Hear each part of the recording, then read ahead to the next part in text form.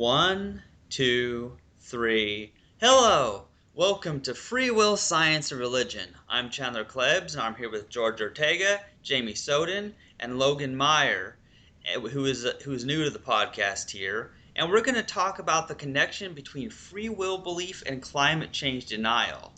And for those who don't know, George Ortega has talked a lot about this on his Manhattan show and has even written about it in books. So he might be the best one to introduce this topic of how free will belief may cause people to deny climate change. Yeah, and I would say it's like yeah, probably. I wouldn't say it's just May. I mean, because so here's the rationale. Let's start with what denial is. In psychology, denial is a defense mechanism against, being accused of or thinking that one did something that goes against who one believes one is. In other words, we believe we're good people, right? So, for example, a perfect example is like with, factory farming and stuff. There's a lot of people who say they love animals, they're kind and all, but when you say to them, well, yeah, but like, the hamburger you just ate or the chicken and stuff came from animals that have been tortured in factory farms, Oh, they will find that difficult to accept. So they will deny they'll deny, like the animals, for example, are suffering. So basically they use something to deny the accusation. Yeah, George, I just wanted to mention there, they jump to strange conclusions like they'll say that animals don't feel pain or something like that. Exactly. So, all right. So now um, let's address the climate change thing. So, like, scientists are telling people who believe in free will, who strongly believe in free will, that like what we're doing, what our friends are doing, what our family is doing, is could destroy civilization, and that's a horrible, horrible indictment. So again, that's a horrible indictment on people's sense of self-esteem, sense of self-worth, who they believe themselves to be. So yeah, so like they'll resort to several kinds of strategies. One, they will say no, climate change is not happening because we would not do something that horrible, or God wouldn't do something that horrible you know um, to climate change is happening, but we're not causing it because again, we're not, we couldn't, you know, we wouldn't do something that dangerous to civilization. And maybe the third kind of form of denial is that like, all right, fine, climate change is happening, but and we're causing it, but it can't be that serious because again, we people, we're good people, we just wouldn't do anything, so horrible to the future. So, all right, then the last part is, now imagine, so what happens when they go into denial? They denial, climate change is happening, it's important, the danger. Now, the alternate scenario, imagine tomorrow by some magic everybody gets that nobody has a free will. Okay, so then like the next day, they're hearing this message about climate change from scientists, and it's the same message, but actually the scientists saying, listen, like we need to like do some serious things, quite quickly to save civilization, but do not feel guilty because it's not your fault. In other words, like nobody has a free will, so like whatever has happened has been compelled to happen. All right, when people hear that message, all of a sudden they're not threatened. Their ego isn't threatened. Their self-esteem isn't threatened. So they can hear it without going into denial. And once they hear it, maybe they can objectively explore it, analyze it, investigate it, and see that the evidence does hold up. So, guys, how did that sound? Logan, why don't you start off? no, I thought it was interesting what you said there. I'm still really curious though about the whole like with the free will correlation, like, because once you tell people they don't have a free will, that I mean, some people obviously they go, oh well, now we don't have to do anything, or you have the people that go, oh well, now our actions actually have really drastic effects, and we need to pay attention to them and be wiser about our decisions now. So you have those two groups of people, but I'm also curious about, like, when it comes to this topic, it tends to be those who are climate change deniers are from the conservative group, Republicans in America, and they tend to be religious, and I'm thinking there's a correlation there. That's my thoughts. Yeah, well, actually, Logan, I post a lot on this very progressive website called Daily Kos. Hmm. And like last week, I posted a poll. Though it was like, the poll was like, who are more delusional, um, free will believers or climate change deniers? And the third option was, free will believing climate change deniers. And actually, like 48% of the people, I think there were 29 people who took the poll, whatever. And it's not so very scientific, whatever. But like half of the people there believe in free will. So like it is, the conservative party, you're right, uses it to attack people and indict and punish people. But progressives also, really buy into it. Another thing that I think is important to recognize is that the more religious people have a tendency to have higher free will belief, because free will is basically a doctrine made up as an answer to the problem of evil, to blame the evil in the world on humans rather than God. So, Exactly. That's a big point. That's something I think I was trying to make a point of in my statement too. So, all right. So, I mean, like, why this is important is, first of all, there hasn't been the research done that, in the last book that I published, there have been studies done linking kind of like a denial mentality to climate change, but that have been very vague, very general. They haven't really like explored this in any detail. Now, if let's say only 10 or 20% of the climate change denial is attributable to free will belief, because there are other reasons why free will deny, or why people deny climate change. Like, for example, some people are making a lot of money in the oil industry and they deny it because of that. Some people, believe that God couldn't be so horrible, whatever. So that's, I guess, maybe a different form of denial. But to the extent that, if 10 to 20% of free will denial, and about one third of Americans deny that climate change is happening, that it's, so that's a lot of people. That's like over 100 million people. Um, if free will belief is causing that, and if it's only just 10%, then still it's substantial. And the other reason it's important is, like, God forbid, goodness forbid, the universe forbid that like things get, really difficult for people, for countries to, if we go into this kind of scenario, this kind of world, believing in free will, everybody's going to be blaming everyone else. And when that happens, people like fight, and there's a lot of conflict. Whereas if we could all be on the same page, that nobody has a free will, that nobody's actually really to blame, we'll still have to do a lot to address it, but we'll do it in a much more civil manner. yeah, and another thing that's important is, like, in a recent podcast, we had talked about, like, some things we have to agree upon in order to agree upon actions, for us to take, and other things are not so essential to agree on. But yeah, giving up this belief in free will helps people stop blaming each other long enough to think calmly and rationally about more things, it seems. Yeah, that makes sense. Yeah. Yeah, that makes total sense right there. I like it. Wow. So let's see. I mean, have we covered this enough, or like, Well, I think there's a few things I'd like to say is okay. So first of all, just to review, we're not saying that free will belief is the only cause of climate change denial. There's got to be other causes too. But even so, it's good for each one of the causes, free will belief being one of them. If those are torn down, then eventually nobody's in denial about it, and then there might be the tiniest chance of reducing it to some extent. No, that's interesting that you point that out, though. Like, once you've given the person every good reason to believe that climate change is happening, they have no choice but to believe it unless they boggle down into what's called cognitive dissonance, which is very interesting. I think that's something and that needs to be talked about in this regard too, because I think there's a lot of cognitive dissonance going on with this.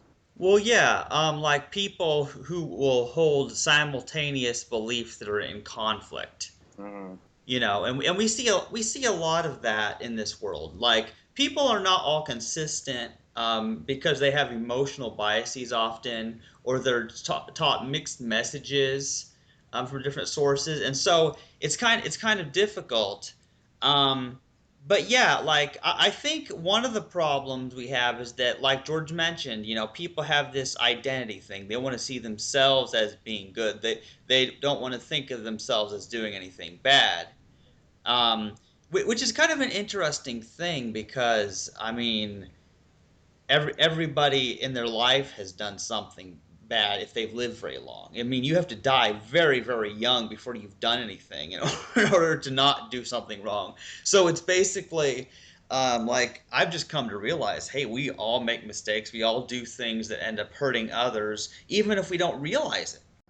Yeah, and like as we're having this podcast, I'm beginning to think that even though I play up the free will belief climate change denial connection, it may, overcoming free will belief may have much more importance to addressing what we do about climate change.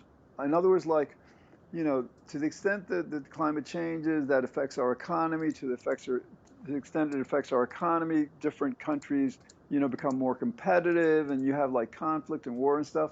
So like, even beyond the denial thing, if we go into this era, if our world goes into this era believing we have a free will, everybody's going to be blaming each other, and it's just so much wiser to to to be all on the same page on this. To understand, no, that we are not responsible. China's not responsible. The oil producers aren't responsible. We have to make people do stuff, obviously. Because we can't allow what's happening now to continue to happen. But if we do it from the perspective that nobody's fundamentally to blame, it's got to be a much more peaceful, less conflict-ridden kind of, moving into the future. Yeah, I think that's what determinism will do. I mean, if you once you or no free will, depending on your viewpoint. I think once you convince people that there's no free will, people will generally start to lean to become more empathetic, like you said, like be a little bit more peaceful. I think that's interesting you point that out because right now with people holding a primarily free will belief, they can sit there and just point fingers and saying, well, you're responsible. You did this, you did this, you did this. But once you realize they don't have a free will, and well, that free will is an illusion, you realize it's not their fault. They're just doing whatever they were caused, I guess you could say, to do. But one of my things I want to ask though is like, do you think that once we point out that free will is an illusion, like once we've convinced someone of that, do you think that they will, like, if we're talking about climate change? I was saying something. I was curious about, like, if, let's say we're talking to somebody about climate change, and then we convince them that there's no free will, like there's nobody really responsible for this. Do you think people might be a little bit more inclined to accept that climate change is actually real? I think so. I mean, because I think the main reason why people go into denial is because they don't want to feel like they're responsible for some wrongdoing, because then they're afraid that someone will punish them, either another human, or they think God will send them to hell or something crazy like that. So it allows people to just more honestly look at evidence and what's going on and think about things. It doesn't apply to just climate change, but I think every topic, once you no longer feel responsible, you're like a third party observer into a situation almost. Yeah, I think that's very important to point out because that's something like I've considered like trying to convince more and more people that free will is an illusion because once you eliminate free will, people have to change their perspectives on pretty much everything that they do, whether that's religion or politics or, social interactions in general. Yeah. Chandler, Logan, can you raise your volume a bit more on your mic? You're a bit low. Okay, Um, can you hear me now? Oh yeah, that's that's a lot better. better. Excellent. That's excellent. So, all right. So, Chandler, you raised a good point. In other words, like, let's say people, these oil industry executives, these people who are very invested in denying climate change, making a lot of money, they may be afraid to change course, to reverse course, because if people believe in free will, they're going to like blame them. They're going to go after them. They're afraid of these repercussions of being blamed for this. So yes, to the extent that we overcome free will belief, it doesn't just like help people who are denying climate change because they believe in free will. It also helps those who might not believe in free will but are like denying climate change for other reasons, because they're afraid that if they admit that they are like part of the problem, people are going to like want them punished, and so that's another part of this. Yeah. Well, yeah, see, and I think that's an important point, George, because this is an actual concern that people are afraid of being punished. So it's sort of like we have to let people know that we have no desire to punish you because we know you're not responsible for what you're doing. We're just pointing out that, we're asking you nicely to change. Yeah. Man. And again, just like, see, logically, I mean, like without the free will belief, it's not possible to logically blame other people for anything, and like, so much of what we'll have to do about climate change will require massive cooperation, not just within countries, but between countries. And, again, to the extent we can do this without, countries blaming each other, it removes one element that generally distracts people from focusing on the problem and addressing it and coming up with answers. Hmm. You know, Logan, you mentioned something about how once someone gets a free will belief, it means that they kind of have to change their viewpoint on a lot of other topics. And Yeah. I think that may be another thing that's important because after all, people they don't like to change. It's hard to change, you know. And if you become aware, like, oh man, everything I know is wrong, you know, yeah, then they're like, oh no, I have to learn all this new stuff and change once I get this premise. So in a lot of ways, it causes people to be like, well, I just don't want to change, so I don't care whether free will is an illusion or not. I'm gonna act as if it is and become a compatibilist like Daniel Dennett. I don't know if I don't know if you guys know, but like another couple of major magazines, The Atlantic this month has a very comprehensive article, you know, explaining why we'd have a free will. It got so much online attention in the comments that the author then like put a not, it's not in print, but the author retracted. He went online and posted a commentary. He said, "Oh, I didn't mean to say we don't have free will." But the other thing is like Cosmos, another major magazine, a couple of weeks ago came out with this idea of like like I think it was like between people being overweight and free will, like people being over, and this is something we've been championing for weeks now. So the media is picking up on a lot of this. Yeah, and just not to get too off topic, but the overweight thing is like it's my personal favorite example.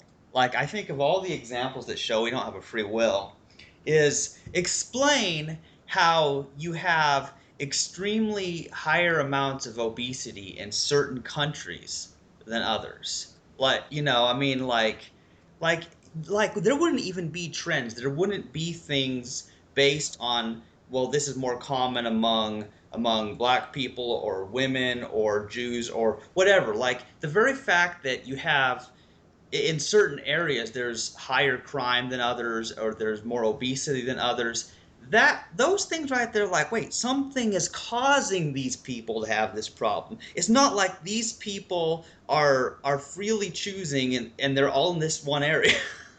I Hmm. know who would freely choose to be overweight. I mean, like nobody would. Exactly.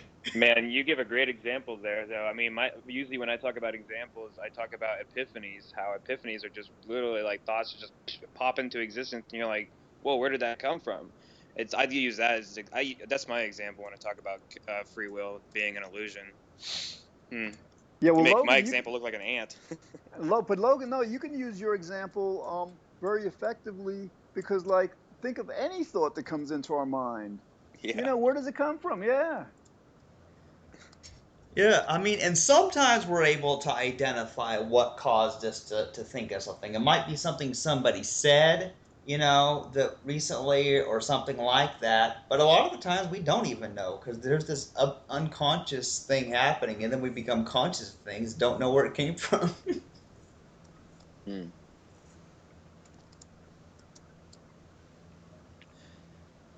Yeah, so yeah, it's very interesting. I mean, because there are going to be people listening to this episode who they're still not convinced that people don't have free will, and that's the tricky part because we've done a lot of episodes on that. So we've got a double challenge here. We've got to explain how, I mean, that's the problem is, I mean, like George said, once everyone understands that nobody has a free will, yeah, they may be able to handle the climate change thing and not go into denial. The trouble is getting there. The trouble is getting the majority of the world to understand this, and it's kind of weird. And Well, that's what. Go ahead. I'm sorry.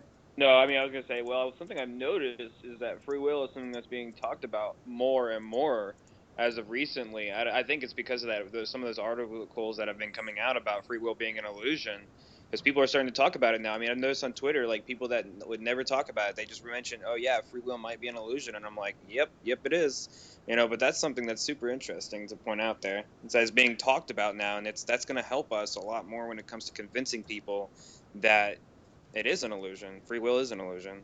Yeah, it's interesting. Like about six Well, years Sam ago, Harris the is helping with the, that, the I think. first wave started. It started actually with my meetup in Manhattan because, like, I live here in White Plains. We're about like 25 miles from Manhattan, and like I based this meetup, in Manhattan because there's about 22 million people in the New York metropolitan area who attend. I don't know how many of them attend meetups, but anyway, it was to get the word out. So like soon after that, very soon after that, you had, a real, kind of like a media explosion. I mean, there were a lot of magazines were covering it, and then that was April 2010. Then in March 2012, Sam Harris gave it another major boost. And then like between March and July of 2012, there were like maybe another dozen or two, major magazine newspaper articles about it. But here's the thing, because I used to follow it, I used to put all this stuff on the website. In I think it was either June or July of 2012, all of a sudden it just went silent. It just like nobody, like, after that you'd look for months and months to see any other, major coverage on the topic.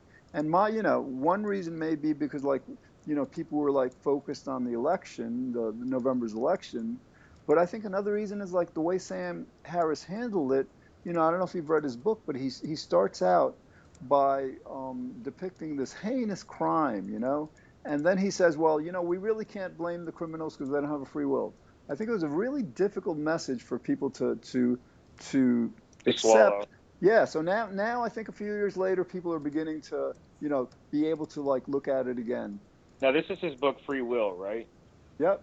Okay, yeah, I listened to that one 3 times because there were parts that I was like, I don't know if I understand this. So I had to listen to that book 3 times before I finally understood everything he was saying.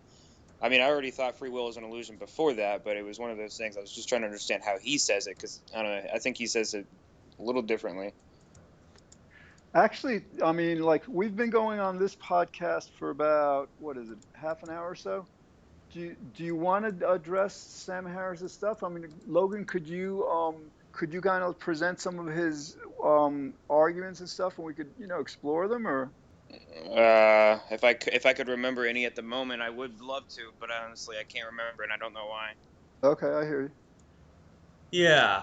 And I'd like to mention that there are actually so many books, not just Sam Harris's book. Correct. But like on George's website, there's a huge list of all these books refuting free will. It's Yeah, real. well, Chandler, I mean, I'm not so many, because like think about it. Like I went to compile that list, I got pretty much everyone I found, and I doubt there's more than like 40, altogether. They're really like this awakening to this is like so new. It's just like, it's just finally happening. And most of the books I think, have come out over the last 10 years. Well, yeah, and yet that sounds like a lot to me. if you know what I mean. But No, I know. yeah. But it's just like compared to like other stuff, like there's like, on happiness, there are like thousands of books and stuff. Oh yeah, yeah. Compared to stuff like where there's thousands of books, I get what you're saying, but still, to have 40 books on the subject of free will, and of course, we also have to consider the topic of free will is certainly not a new topic. It's just that the business of declaring it that it's an illusion is kind of new because it's been mostly defended by all kinds of crazy philosophers and theologians.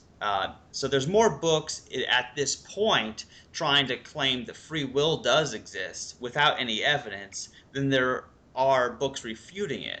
So that's one problem. What Absolutely. Go ahead. what evidence would it what would it look like for there to be evidence of a free will? I don't even know what that would look like. Like ever since I've been convinced that free will is an illusion, I'm not even sure what it would look like for evidence I don't even know evidence what it would look like, for there to be a free will. Well, yeah, that's a very good point, Logan. And I think Sam Harris actually said something about that in his book. He's like, consider what it would actually be like to have free will. You'd have to be aware of all the determinants of your own behavior, and then you would have to be in full control of all those determinants. But what would influence those influences?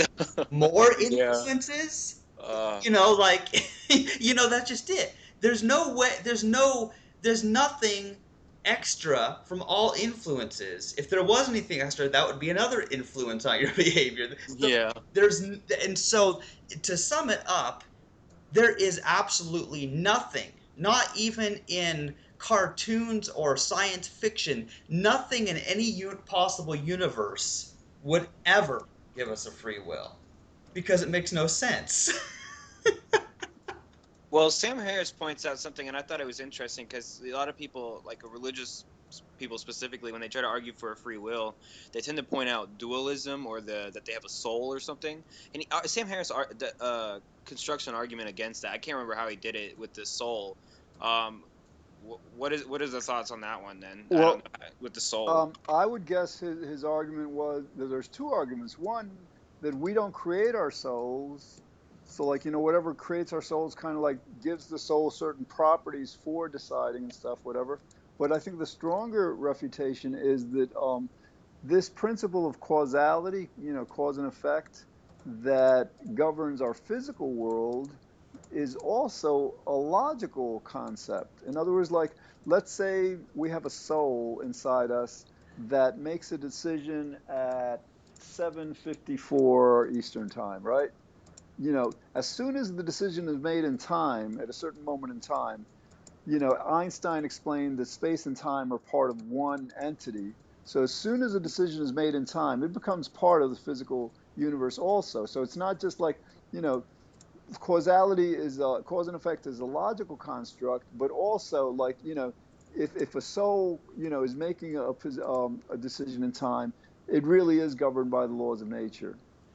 Yeah, I agree, George, and yet that's a little bit more complicated to wrap your head around that. But I remember something Sam Harris said. He mentioned that basically, yeah, you don't choose which soul you get, and he can mention something about all the Christians whose souls happen to be gay. Like, Yes, you that didn't was choose something to he have a pointed gay out. soul. Yeah. Hmm. So I think the very fact that you don't create your soul because I mean, even though I'm a materialist and I don't think that there's an immaterial thing, even if you have an immaterial or spiritual soul, if that soul is you, you didn't create that soul, so you would, I don't know, I guess you would, some people might try to blame their soul on God. It'd still be God's fault. But of course, we've also talked about how God couldn't have a free will. Yeah, so it's infinite regress. Yeah, yeah, Logan, you know about the infinite regress. That's good because we've dedicated podcasts even to how like nothing can be up to God even if God existed. Yeah. Now, I mean, I'm very familiar with the infinite regress because of the common first cause arguments, and I completely disagree with all of them. I think they're all self-defeating, and that infinite regress makes so much more sense in any context, really. So, Yeah, that's what's interesting is like the first cause argument for God's existence. I'm very familiar with that. And what's interesting is that they always try to say, oh, well, there can't be an infinite regress. But they never explain why there can't be an infinite regress. They just say, oh, there has to be a beginning. Therefore, God. Yeah. I think there may be kind of like a point at which logic breaks down, and that certain things are happening, in reality that defy logic. For example, our universe started with the Big Bang, right?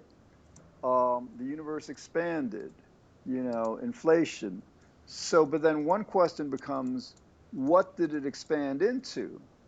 Was there nothing? I mean, like, if the universe is everything, then, what, again, like, how do you account for this expansion? And the other thing is, like, can we conceptualize the universe like these stars and stuff, you know, just going out infinitely, into space? We all we can see is like what goes back 14 point or 13.8 billion years, but logically at least, it's not just about time regressing back into the, indefinite past. It's also about space. All right, it's also about space going outward infinitely. And another one. Um, Logically at least, imagine, let's say you start with an atom and you start getting smaller to a quark or a boson or whatever these subatomic particles are, and theoretically, logically, it would seem like you could get smaller and smaller and never stop getting smaller. So like within every atom, there's like an infinitely small universe. I mean, so yeah, there seems to be an element of reality that defies our logic. Oh, and not only that, George, but it defies our ability to observe it because we cannot observe the infinity of smallness or the infinity of bigness or distance of the universe. So yeah, so that's the interesting part about it is that for the most part, people are arguing about things that there's no way anyone could know. So it's kind of weird. So in the end, we can basically just come up with weird stuff, and um, Well, you mean like the singularity instead of a black hole? yeah, I don't even know, man. I'm confused about all that. Yeah. Well, Jamie, people don't. singularity instead of what? Well, people don't know what's actually inside a black hole because we can't see anything that comes out of it because there's Ah, nothing that comes out of it, is yeah, it? I hear you. Yeah. It's just the gravity is so intense that light can't escape. So if you can't see what, if you can't see uh, the inside of one, how do you know what's inside it? You know? Yeah. And I think probably one of the biggest barriers to people overcoming free will belief, and now it shouldn't be a barrier because we know that randomness, even a causal randomness, would not give us a free will because it would just mean it was up to nothing. It would not, but not a human anyway. So, but and yet people they think by trying to say that determinism is false and that some things happen for no reason at all, that somehow that gives them a free will, and it doesn't. I don't know. Okay, Chandler, I've got an idea for another podcast. Like we've covered this climate change thing. Um, One of the things that, like, for example, like we human beings do what we define as intelligent things. We make things and all. But, like we're like puppets. A puppet might do something intelligent or a robot, but we can't attribute that intelligence to the robot. We have to attribute it to what's making the robot do that. So, would you guys want to do a podcast exploring this concept of free will and intelligence? If we don't have a free will, can we describe whatever's making us do what we do as intelligent? Well, I'm up for it if the others are. I think I'm up for it. I'm just not sure I'm fully understanding. Okay, yeah, we'll explore it. So, like, we'll take it from the very beginning and just like, because a lot of this is about the definition of terms. Yeah. Okay, then I'll end this episode and then we'll do another one after this. Okay, you've been listening to Free Will, Science, and Religion. We've talked about free will belief and its probable connection with climate change denial and some of the things that cause denial, both about climate change and about realizing that free will is an illusion. So I hope this has been educational and entertaining for you. Thank you for listening, and we'll be back with more episodes. Goodbye.